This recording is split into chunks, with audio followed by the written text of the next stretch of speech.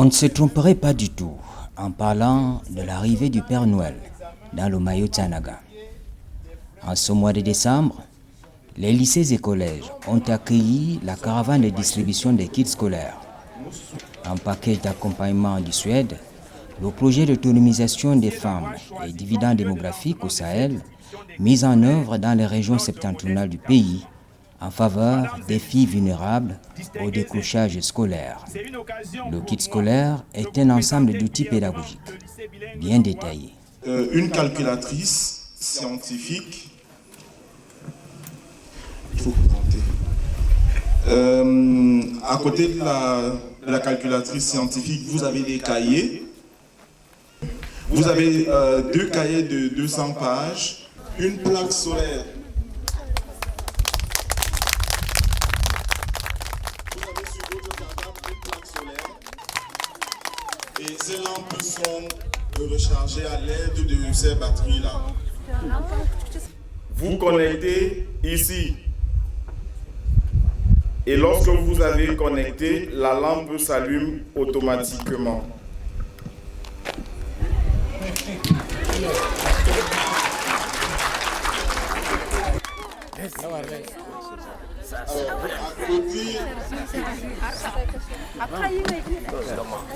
Comment, numéro 1? C'est bon? Très bon, nous remercions beaucoup. Alors, à côté de ces 2 batteries-là, vous avez un bout de charge. OK? Alors, le bout de charge, vous le connectez ici, au niveau de la petite entrée. OK? Et il recharge automatiquement votre batterie. Lorsque la batterie est chargée, il faut déconnecter. Et nous prions que Le mode d'entretien du sac est bien codifié. Il obéit à des règles simples. N'allez pas sous la pluie pour tester le sac, d'accord? N'allez pas le tremper dans l'eau pour dire que je lave comme il est déjà trop sale. Vous allez gâter le dispositif. Essuyez tout doucement avec un torchon sans endommager le dispositif. Il y a une plaque solaire là dehors, ça se charge seul. L'initiative de réduction des inégalités de genre et de lutte contre la vulnérabilité des adolescentes et des jeunes femmes est saluée par toute la communauté éducative. Je suis vraiment fière d'avoir ce cadeau et je remercie également le projet SUI d'avoir pensé à ce projet pour aider les filles et tout. Et qu'est-ce que tu promets donc à toute la communauté éducative, à l'État, à tes parents, après avoir reçu tout ceci? Et je promets d'être régulière à l'école, au cours et de continuer mes études jusqu'à l'université. Les bénéficiaires de ces cadeaux précieux étaient vraiment dans le besoin et vous avez répondu favorablement à leurs attentes. Nous en sommes reconnaissants et nous disons merci. Et comme l'homme a l'habitude de dire, qui dit merci en demande encore, pour dire que si le projet pouvait s'étendre à d'autres couches aussi nécessiteuses, telles que les orphelines, les orphelins, les handicapés ou des élèves nés de parents handicapés, cela nous aurait été beaucoup utile. À travers donc ce geste salvateur, l'éducation verra une nette amélioration et nous vous en promettons un suivi minutieux.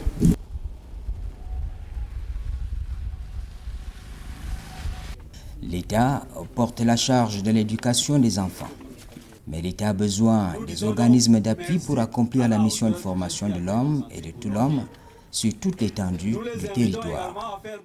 Ce don précieux pour le ministère des Enseignements secondaires consiste à aider les parents et les élèves à aller de l'avant.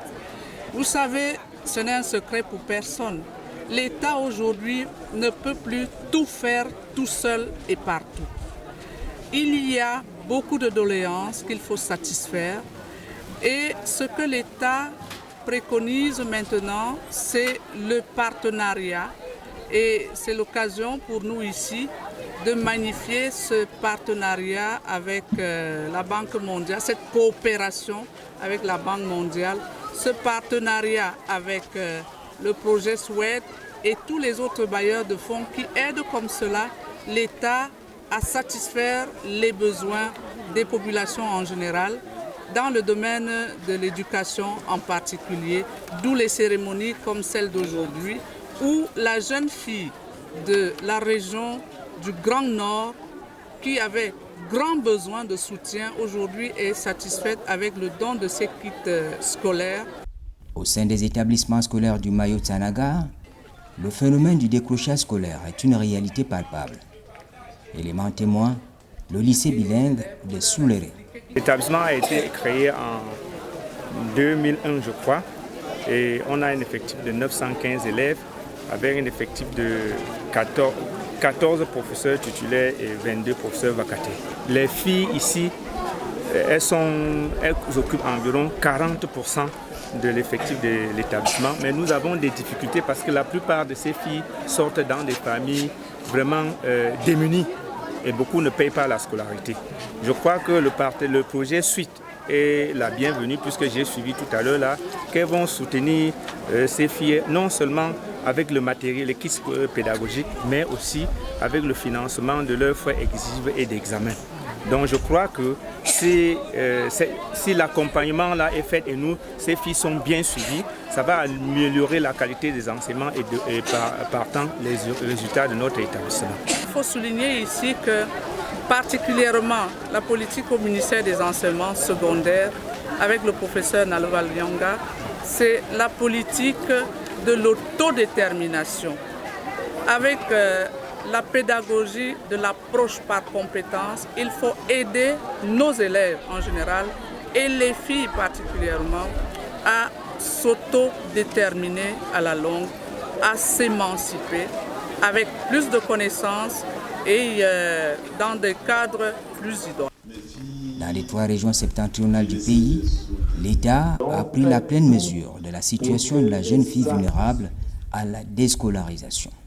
Le gouvernement, à travers ses partenaires financiers comme la Banque mondiale, a donc entrepris, dans le cadre de capter les bénéfices liés aux dividendes démographiques, d'apporter des appuis au niveau de l'éducation, au niveau de la santé et même des réformes juridiques pour que la jeune fille qui dans un proche avenir constitue la frange la plus importante de la population camerounaise puisse justement permettre au Cameroun, dans sa phase de transition démographique, de bénéficier de tous les retombées du dividende.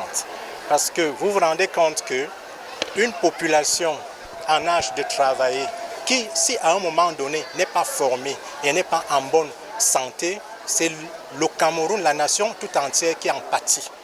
Donc nous pensons que cette initiative menée par le ministère de l'économie, en étroite collaboration avec les autres ministères sectoriels que sont l'éducation de base, enseignement secondaire et le ministère de la promotion et de la femme, entre justement dans ce cadre-là afin que le Cameroun, conformément à l'agenda 2020-2063, puisse effectivement mettre en œuvre des politiques de bien-être. Ce qui est fait dans le cadre du projet Suède est en parfaite harmonie avec les politiques publiques mises en œuvre dans d'autres administrations. Le ministère des enseignements secondaires, par exemple. Le projet Suède est vraiment un projet bienvenu parce qu'il va en synergie avec la politique gouvernementale des enseignements secondaires où Madame le ministre a mis sur pied des concepts de Clean School, des concepts de Green School et aujourd'hui le concept de Bridge the Gap and Change Narrative. C'est des concepts, c'est des philosophies qui ne s'adressent pas seulement aux seuls actifs directs de l'école, c'est-à-dire les élèves, les enseignants, mais à toute la communauté éducative.